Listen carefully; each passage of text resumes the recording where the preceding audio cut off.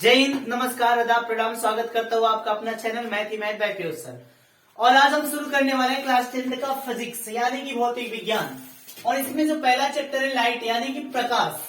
Light यानी कि प्रकाश, इसके बारे में जम के बात करेंगे कि प्रकाश होता क्या है। प्रकाश होता क्या है। यदि आप एनसीईआरटी का थोड़ा सा अगर किताब पढ़ें तो आपको काफी समझ में आएगा कि प्रकाश क्या था। वह क्या है जो अंधेरे में, अंधेरा मान लीजिए एक रूम है, अंधेरा है, अचानक से उजाला हो गया, तो वो क्या है जिसके आने से अंधेरा कमरा उजाला हो गया। वो क्या है जिससे दिन रात में बदल जाता है, रात दिन में बदल जाता है। तो आप समझ पा रहे होंगे कि हम किसकी बात कर रहे हैं। सूर्य आता है और क्या देता है, प्रकाश देता है, जिसके कारण वस्तु में सारी चीजें हमें दिखाई देती है। अगर सबसे पहले बात करें दोस्त कि वस्तुएं दिखाई क्यों देती है दोस्त, तो वो प्रकाश के कारण वस्तुएं दिखाई देती हैं। मान लीजिए कि यह लाइट है और इससे प्रकाश निकल रही है, और यहां पे हम कोई वस्तु रखे हैं, बॉल, और इसको हम अंधेरे कमरे में ढूंढ रहे हैं कि बॉल कहां गया। और मान लीजिए ये लाइट अभी पड़ नहीं रही, इसको हम रोक रखे हैं, लाइट पड़ नहीं रही है, और इसमें हम बॉल को ढूंढ रहे हैं कि बॉल गया कहां। अंधेरे कमरे में ऐसे टो रहे हैं, बॉल गया कहां।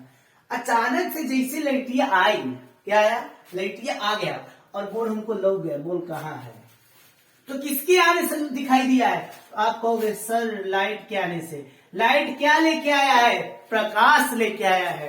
अर्थात हम कह सकते हैं प्रकाश वह माध्यम है जिससे वस्तु हमें स्पष्ट दिखाई दे देती हैं। समझ में आया कि ना क्या। तो मतलब किसी चीज को देखना है तो प्रकाश दिखाई, मतलब प्रकाश होना ही चाहिए। प्रकाश के बिना जीवन है ही नहीं, प्रकाश के बिना जीवन संभव ही नहीं है। प्रकाश से रहेगा तभी नहीं दिखाई देगा, बिना प्रकाश का कैसे दिखाई देगा। अगर हम बात करें कि सुबह कैसे होता है, मान लीजिए रात है, इस टाइम ऑन टाइम जिस समय मैं क्लास ले रहा हूं इस समय रात है। अब रात है, ये बोर्ड अगर हम बल्ब को हटा दें तो ये बोर्ड दिखाई देगा। आप कहोगे मास्टरवा गायब हो गया। मास्टरवा गायब नहीं हुआ है, ये लाइटिया गायब हो गया है। ये रहता तो बोर्डवा दिखाई देता, अब बोर्डवा के साथ साथ हम दिखाई देते। मतलब कौन है, तो ये प्रकाश है जिसके कारण वस्तुएं दिखाई देती हैं। सबसे पहले वस्तुएं दिखाई कैसे देती है, तो ध्यान दीजिए। मान लीजिए कि ये हमारी आंख है, प्यारी प्यारी, ये रेटिना है, ये आंख है। सबसे पहले प्रकाश जाता है, इस वस्तु पे पड़ता है। क्या जा रहा है दोस्त, प्रकाश जा रहा है। किसके माध्यम से, किरण के माध्यम से प्रकाश जाता है। ये वस्तु रखा गया, इस पे पड़ता है, और फिर यहां से परावर्तन होके, क्या होके दोस्त, परावर्तन होके ई पे पड़ता है, ई पुतलिया पे, कल यही लोग थी ना, एक पे यहां पड़ता है, पुतलिया पे। फिर पहले लाइट से प्रकाश गया, एकरा से टकराया, और टकरा के कहां आ गया, हेजा अखिया में। ये जब पड़ा, अखिया का प्रतिबिंब बना। क्या बना दोस्त, प्रतिबिंब बना। क्या बना, मतलब वस्तु, इमेज, फोटो। तो खींच मेरी फोटो बना। यहां पे जब फोटो बनेगा तो वस्तुआ दिखाई देगी। क्या देगी, दिखाई देगी। तो प्रकाश आता है, वस्तु से टकराता है, टकराने के बाद उस वस्तु का इमेज हमारे रेटिना पे पड़ता है, जिसके कारण वस्तुएं दिखाई देती हैं। अब दोस्त हवा काहे नहीं दिखाई देता है दोस्त, हवा इसलिए नहीं दिखाई देता है कि प्रकाश जाता है, अखिया है, बना लीजिए। प्रकाश तो जाता है लेकिन हवा को छेद के बहरे चला जाता है। हवा टकराता नहीं है, हवा क्या करता है, आता है, कहता घुस होना में घुस जाता है, इसको छेद के बहरे चला जाता है। परावर्तन नहीं हो पाता है, किससे, हवा से, इसलिए हवा दिखाई नहीं देता है। यदि हवा परावर्तन कर ले तो हवा भी हमको क्या होगा, दिखाई देने लगेगा, परंतु हवा परावर्तन नहीं करता है, रिफ्लेक्शन नहीं करता, इसीलिए दिखाई नहीं देता है। तो हवा क्यों नहीं दिखाई देता है, क्योंकि हवा रिफ्लेक्शन नहीं करता है। वस्तुएं क्यों दिखाई देती हैं, क्योंकि वस्तुएं रिफ्लेक्शन कर रही हैं। बल्ब से प्रकाश आ रहा है बोर्ड पर, इस पे पड़ रहा है, ये सारे कुल दिखाई दे रहे हैं, इससे टकराकर आपके रेटिना पे जा रहा है, तो ये दिखाई दे रहा है, वरना ये भी दिखाई नहीं देता।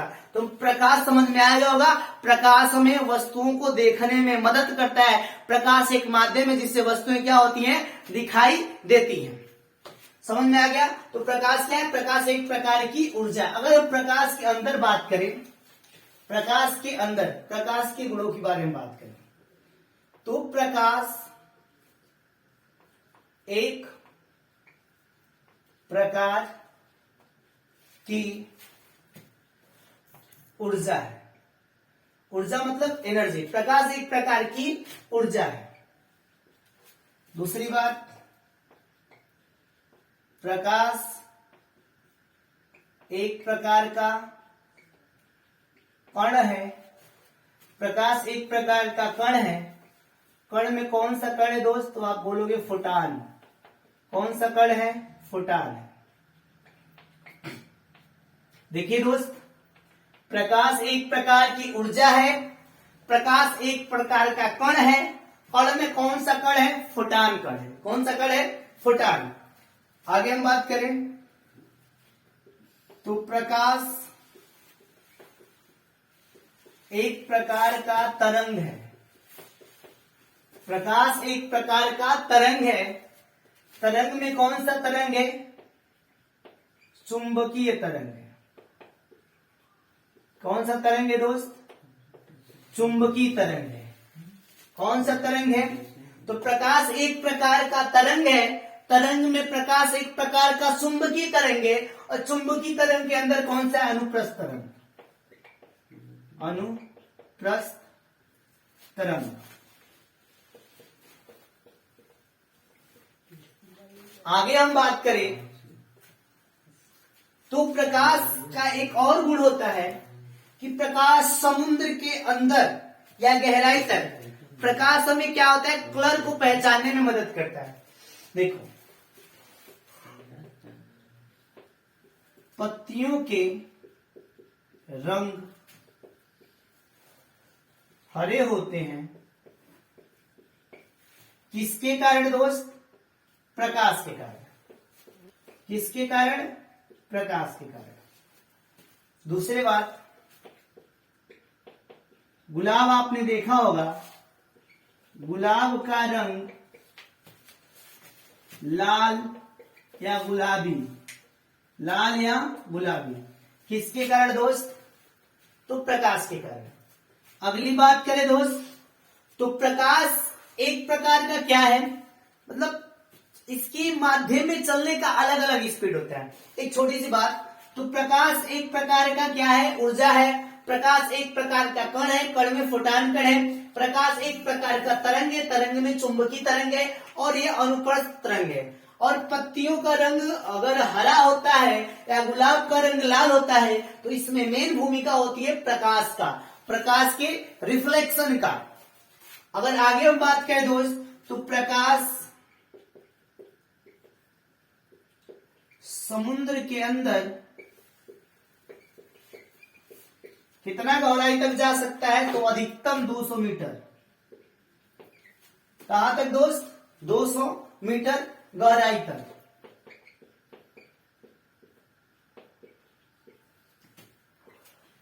प्रकाश समुद्र के अंदर अधिकतम 200 मीटर गहराई तक जा सकता है, उससे ज्यादा नहीं जा सकता, उसकी बात दिखाइए नहीं देगा। अगला बात करें, प्रकाश कहां नहीं जा सकता है दोस्त, तो प्रकाश ब्लैक होल में नहीं जाता है। ब्लैक होल का बोले तो आयतन या सॉरी घनत्व, डेंसिटी, उसका जो घनत्व होता है बहुत ही पास पास होता है, प्रकाश जा ही नहीं पाता। जैसे हम बात करें दीवार है, ये दीवार के उधर प्रकाश जाएगा, नहीं जाएगा, क्योंकि इसका जो घनत्व है बहुत पास पास है, ठोस है, इसलिए प्रकाश उसके बाहर नहीं जा पाएगा। तो प्रकाश समुद्र के अंदर 200 मीटर तक जाता है। और प्रकाश ब्लैक होल में प्रवेश नहीं कर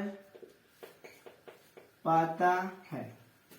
प्रकाश ब्लैक होल में प्रवेश नहीं कर पाता। यानी आगे हम बात करें तो प्रकाश की जो चाल होती है, प्रकाश की जो चाल होती है, प्रकाश की चाल, प्रकाश की चाल होती है 2.99 गुणे 10⁸ मीटर पर सेकेंड। लेकिन 2.99 को हम मैक्सिमम 3 मान लेते हैं। कितना मान लेते हैं? 3। तो प्रकाश की चाल निर्वात में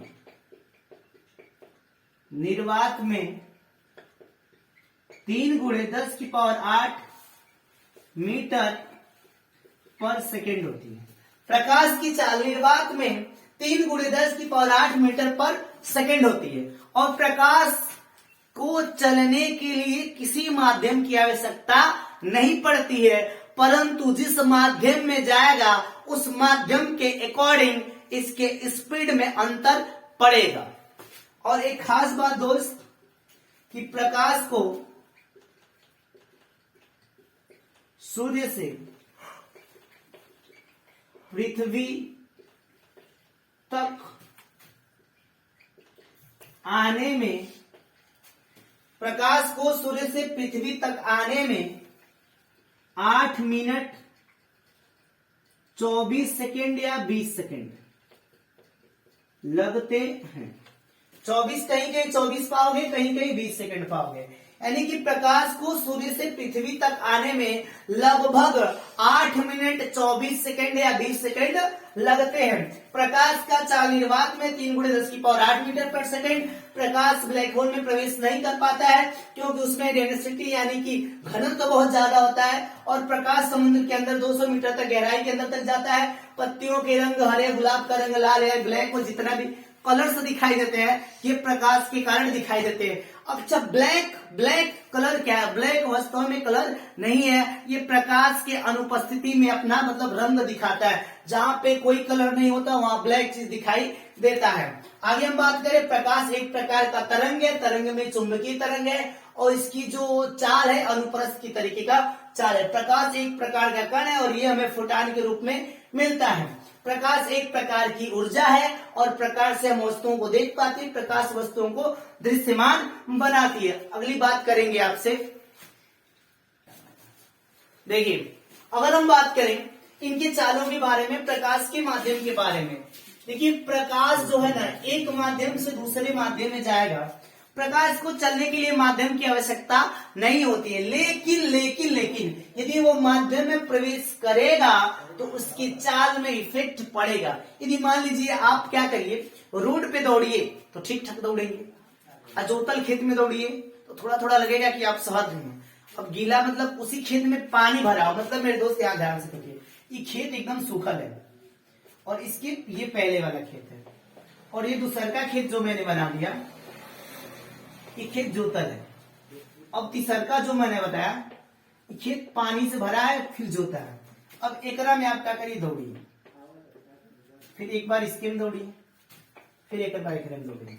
इस पे आप जल्दी जल्दी दौड़ सकते क्योंकि ये खाली है, आपके विरुद्ध बल लगा रहा है। कौन कक्षा 10 में कक्षा 9 में पढ़ोगे विरुद्ध बल, तो छोड़िए विरुद्ध बल को छोड़े, इसमें दौड़ेंगे तो आप पाएंगे कि हाँ ठीक ठाक दौड़ रहा हूँ। हेकरा में जैसे दौड़ोगे तो जोतल रहेगा, बल ज्यादा लगेगा, सिहर जाओगे एकदम। जैसे हेकरा में जाओगे तो गीला ही रहेगा। अब बताओ एकरा में दौड़ोगे और जान लगेगा, एकदम जान लगेगा। तो कहने का तात्पर्य ये है कि ये खाली है, ये थोड़ा सा इफेक्टेड है, ये थोड़ा सा और इफेक्टेड है। मतलब ये पहला माध्यम जो आएगा सूखा सूखा, ये जोतल है और ये जोतल प्लस गीला वाला है। तो समझ रहे ना माध्यम क्या होता है। उसी प्रकार दोस्त प्रकाश को हम तो किसी माध्यम, पानी में दौड़ेंगे, कहीं दौड़ाइए दौड़ सकता हूं, लेकिन हाँ हमारी स्पीड में कमी होगी, उसीलिए प्रकाश कहता है कि हमको चाहे तुम निर्वात में भेजो। किस में भेजो? निर्वात में, या फिर मुझे क्या बोलो गैस में भेज दो, या फिर मुझे क्या भेजो द्रव में भेज दो, या ठोस में भेज दो। मैं सब में जाने के लिए तैयार हूं, मैं सब में चला जाऊंगा, परंतु मेरी स्पीड में थोड़ी मोड़ी दिक्कत आएगी, आ सकती है। तो बोला हाँ, तो कहा कि देखो सबसे तेज हम निर्वात में जाएंगे, फिर उससे कम हम गैस में जाएंगे, फिर और स्लो हो जाएंगे द्रव में जाएंगे, ठोस में तो और ही धीमा हो जाएंगे। कहने का तात्पर्य ये मेरे दोस्त कि निर्वात में जल्दी जल्दी जाएंगे, गैस में थोड़ा सा लो हो जाएंगे, थोड़ा सा और गैस में तो चलेंगे, द्रव में उससे ज्यादा लो हो जाएंगे, ठोस में तुम्हारे ही सिहर जाएंगे। कहने का तात्पर्य आप समझिए गए, प्रकाश को माध्यम की आवश्यकता नहीं होती है, परंतु जिस माध्यम में जाएगा उसके वेग में परिवर्तन होगा ही होगा। जैसे देखिए निर्वात में इसकी चाल 2.99 गुणे 10 की पावर 8 मीटर, अर्थात इसको आप लिख सकते हो 3 गुणे 10 की पावर 8 मीटर पर सेकेंड। देखिए इसमें 3 के वेग से चल रहा है निर्वात में, पानी यानी कि द्रव में इसमें 2.25 गुणे 10 की पावर 8 मीटर से चल रहा है, और कांच मतलब ठोस में चल रहा है 2 मतलब 2 इंटू 10 की पावर 8 मीटर पर सेकेंड। देखिए यहाँ पे 3, यहाँ पे 2.5, यहाँ पे केवल 2, चेंज हो रहा है कि नहीं। तो प्रकाश को चलने के लिए माध्यम की आवश्यकता नहीं होगी, परंतु जिस माध्यम में जाएगा उस माध्यम में इसका वेग में परिवर्तन होगा और निश्चित होगा। अब हम पढ़ेंगे प्रकाश एक माध्यम से दूसरे माध्यम में जाएगा तो क्या होगा। प्रकाश एक माध्यम से दूसरे माध्यम में जाएगा तो क्या होगा। तो मेरे दोस्त ध्यान से सुनना, ये माध्यम 1 बना लेते हैं और इधर माध्यम 2 लिख लेते हैं। क्या लिख देते हैं दोस्त, माध्यम 1 और माध्यम 2, और यहां हम बना देते हैं माध्यम 1 का पृथक्कारी पृष्ठ। क्या बना दिए, पृथक्कारी पृष्ठ, पृथक्कारी पृष्ठ। बंटवारा करने वाला कि इधर माध्यम 1 रहेगा या माध्यम 2 रहेगा। अब इधर से इस सूर्य बना देते हैं। क्या बना देते हैं दोस्त, सूर्य बना देते हैं, बना दिए। अब इधर से मान लीजिए कौन प्रकाश निकल गया यहाँ, तो 2 कारण होगा। जब प्रकाश एक माध्यम से दूसरे माध्यम में जाता है तो या तो टकरा के उसी माध्यम में वापस चला आता है, या फिर इसको फाड़ के अंदर जाता है और थोड़ी सी भटक जाता है। जाना किधर था, इसको इधर जाना था। मेरे दोस्त प्रकाश एक माध्यम से जब दूसरे माध्यम में जाता है, या तो टकरा के वापस चला आता है, या फिर दूसरे माध्यम की ओर थोड़ा सा बहक जाता है अपने परिपथ से। जाना किधर था, इधर जाना था, बहक किधर गया, इधर भी हो सकता है, इधर भी हो सकता है, इधर भी, मतलब उधर ही ना जाके बहक जाना, भुला जाना अपने पथ को। तो प्रकाश जब एक माध्यम से दूसरे माध्यम में जाता है तो वह या तो लौट के उसी माध्यम में वापस आ जाता है, या फिर क्या होता है, भटक जाता है, चला जाता है। अगर बात करें दोस्त उसी माध्यम में वापस आ गया तो परावर्तन होगा, उसी माध्यम में वापस आ गया तो परावर्तन होगा, परंतु दूसरे माध्यम में घुस गया, तनी सा भटक गया तो अपवर्तन होगा। क्या होगा दोस्त, अपवर्तन होगा। ध्यान से सुनिए, उसी माध्यम में रहा तो परावर्तन होगा, भटक गया तो अपवर्तन होगा। बात समझ में आ रही होगी। अब समझते हैं कि प्रकाश का परावर्तन क्या होता है और अपवर्तन क्या होता है। उसके पहले छोटी सी बात को डिस्कस कर लें कि अदीप्त वस्तुएं, वस्तुएं कितनी, देखिए वस्तुएं 2 होती है, एक होती है प्रदीप्त वस्तुएं, एक होती है अदीप्त वस्तुएं। वह वस्तुएं जो स्वतः प्रकाशित करती हैं, स्वतः चमकने लगती हैं, उसे कहते हैं प्रदीप्त वस्तुएं। वह वस्तुएं जो स्वतः प्रकाशित नहीं होती हैं बल्कि किसी से चार्ज होकर प्रकाश देती हैं, उसे कहते हैं प्रदीप्त वस्तुएं। यदि तुम लोग मान लो ये सूरज है, एकरा कौन चलाता है, ये खुद ही भभकता रहता है, तो इसे कहेंगे प्रदीप्त वस्तुएं। लेकिन सूर्य से प्रकाश लेता है चंद्रमा और फिर दिखाई देता है, तो सूर्य को कहेंगे प्रदीप्त, इसको कहेंगे अदीप्त। सूर्य को कहेंगे प्रदीप्त, इसको कहेंगे अदीप्त। अब देखो बल्ब को कौन जलाता है भैया, बल्ब अपने से जलता है, तो एकरा कहेंगे प्रदीप्त, इसका क्या कहेंगे, प्रदीप्त। तो मतलब वह वस्तुएं जो स्वतः प्रकाशित हो उसे हम कहते हैं प्रदीप्त वस्तुएं। वह वस्तुएं जो दूसरे से प्रकाश मतलब चार्ज लेके चमकते हुए दिखाई दे उसे कहते हैं अदीप्त। बात समझ में आ गई, प्रदीप्त और अदीप्त। पारदर्शी, अपारदर्शी। पारदर्शी का मतलब जिक्र एक पार से वो पार देखा जा सके, उसे कहते हैं पारदर्शी। जिस वस्तु के ए पार से ओ पार दिखे उसे कहते हैं पारदर्शी, और जेकरा में कुछ न दिखे उसको कहते हैं अपारदर्शी। पारदर्शी किसे किसे कागज पर तेल लगा दीजिए, और हम झांकी ए पार से ओ पार दिखेगा।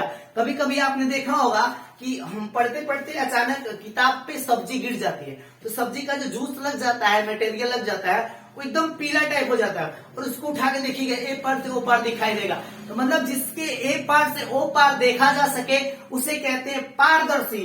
पार मतलब आर पार, दर्शी मतलब देख लेना, जिसके आर पार दिखाई दे पारदर्शी। मतलब नहीं, आर पार मतलब आर पार, अदर्शी मतलब दिखाई दे। जिसके आर पार नहीं दिखाई दे उसे कहते हैं अपारदर्शी कहते हैं। क्या कहते हैं? अपारदर्शी। आपको समझ में आया होगा। अब पढ़ते प्रकाश का परावर्तन। प्रकाश का परावर्तन इसको कहते हैं रिफ्लेक्शन। क्या कहते हैं? रिफ्लेक्शन। सबसे पहले अगर हम बात करें सर, तो एक समतल दर्पण लेते हैं। कौन सा लेते हैं? समतल दर्पण। इसको हम लिखेंगे M1 M2। इसके पहले यदि हम बात करें दर्पण यानी कि मिरर, क्या बात करें? मिरर। तो मिरर दो प्रकार, मिरर देखिए दो, दर्पण दो प्रकार के होते हैं दोस्त। एक होता है दोस्त समतल दर्पण। कौन सा होगा दोस्त? समतल दर्पण। समतल दर्पण को कहते हैं प्लेन मिरर।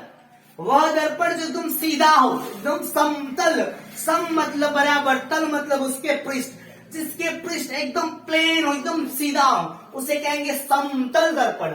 और एक होता है गोलीय दर्पण। क्या होता है दोस्त? गोलीय दर्पण। तो गोलीय दर्पण को क्या कहते हैं? कर्व कहते हैं, मतलब सर्कल वाला। अब देखिए समतल और गोलीय दर्पण। गोलीय दर्पण में दो दर्पण होते हैं दोस्त, एक होता है अवतल और एक होता है उत्तल।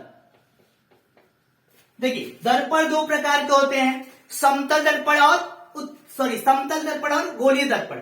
यहाँ पे गोलीय दर्पण के दो प्रकार होते हैं, अवतल दर्पण और उत्तल दर्पण। अवतल को कहते हैं कन्वेक्स, इसको कहते हैं कनकेव। हम पढ़ रहे हैं समतल दर्पण। तो दर्पण के निर्माण में हम किसका प्रयोग करते हैं? ग्लूकोज का। किसका प्रयोग करते हैं? ग्लूकोज का।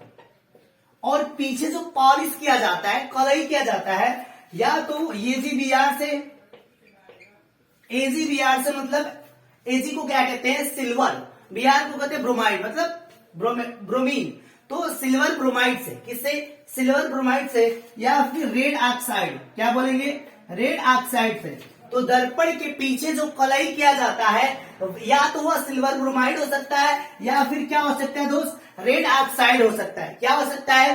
रेड ऑक्साइड हो सकता है। तो दर्पण के निर्माण में ग्लूकोज का प्रयोग होता है और रेड ऑक्साइड का प्रयोग कर लेते हैं। अब आते हैं दर्पण में प्रकाश का परावर्तन क्या होता है।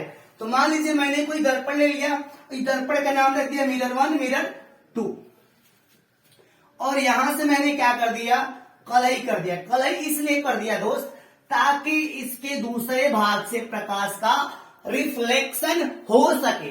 मैंने एक कांच लिया, प्लेन कांच लिया, इसको पीछे से कलई कर दिया, और ये क्या लिख देंगे? कलई यानी कि पेंट वाला भाग, यानी कि कलई वाला भाग।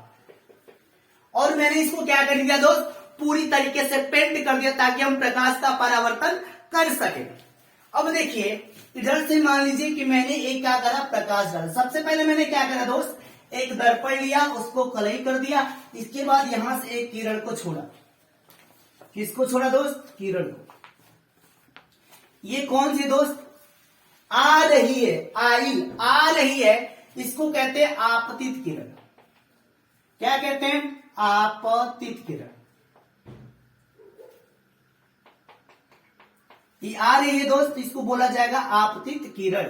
क्या बोला जाएगा? आपतित किरण। लीजिए आई आपतित किरण। अब ये टकराएगी और फिर उसी दिशा में, मतलब वापस जिधर से आ रही, जिस माध्यम से आ रही उसी माध्यम में वापस चला जाएगी। आई आपतित, गई परावर्तित। परावर्तित, इसको बोलेंगे परावर्तित किरण। आई आपतित, गई परावर्तित। आई टकराई, टकरा के दोस्त चली गई। इसके बाद दोस्त आपने क्या देखा होगा? टकराई, जहां पे ये किरण गिर रही है वहां पे कोई बिंदु है और वहीं से टकरा के चली जा रही है। इसके बाद मैंने क्या करा, एक अभिलंब मतलब दोनों के बीच में बंटवारा कर दिया। किसका बंटवारा कर दिया? अभिलंब को डाल के। किसको डाल के बंटवारा कर दिया दोस्त? अभिलंब को। यहां से एक अभिलंब खींच देंगे। इसका नाम क्या है दोस्त? अभिलंब। तो दोस्त अभिलंब का जो कार्य होता है वो होता है मेजर ऑफ एंगल। कोण को मापने के लिए हम किसका प्रयोग करते हैं दोस्त? अभिलंब का प्रयोग करते हैं। अभिलंब का कार्य क्या होता है? कोणों को मापना। इधर से जो कोण बनता है दोस्त, इधर से, इसको कहते हैं आपतित किरण के सापेक्ष बना कोण को कहते हैं आपतन कोण। क्या कहते हैं दोस्त? आपतन कोण कहते हैं। आपतित किरण पे जो कोण बनता है उस कोण को कहते हैं आपतन कोण, और परावर्तित कोण पे जो बनता है उस कोण को कहते हैं परावर्तन कोण। देखिए दोस्त, जो कोण आपतित किरण पे बनेगा उसे कहेंगे आपतन कोण, और जो कोण परावर्तन पे बनेगा उसे कहेंगे जो कोण परावर्तित पे बनेगा उसे कहेंगे परावर्तन कोण। आपतित कोण को आई से दिखाते हैं और आपतन कोण को आर से दिखाते हैं। आपतन कोण को आई से दिखाते हैं, परावर्तन कोण को आर से दिखाते हैं। अब हमारा यहां पे तैयार होगा प्रकाश के परावर्तन का नियम। प्रकाश के परावर्तन का नियम। तो दोस्त सबसे पहले अगर हम बात करें, कोई भी पूछेगा कि प्रकाश के परावर्तन का नियम क्या है मेरे दोस्त, तो सबसे पहले आपको कहना पड़ेगा आपतित किरण या परावर्तित किरण तथा अभिलंब। आपतित किरण, परावर्तित किरण तथा अभिलंब। देखिए, अगर हम कोण से बात करेंगे तो कोण को कह सकते हैं, और आपतन की अगर किरण की बात करेंगे तो किरण से बात कर सकते हैं। तो सबसे पहले लिखेंगे आपतित किरण कॉमा परावर्तित किरण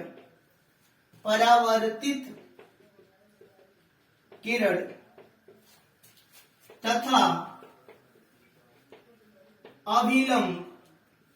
आपतित किरण, परावर्तित किरण तथा अभिलंब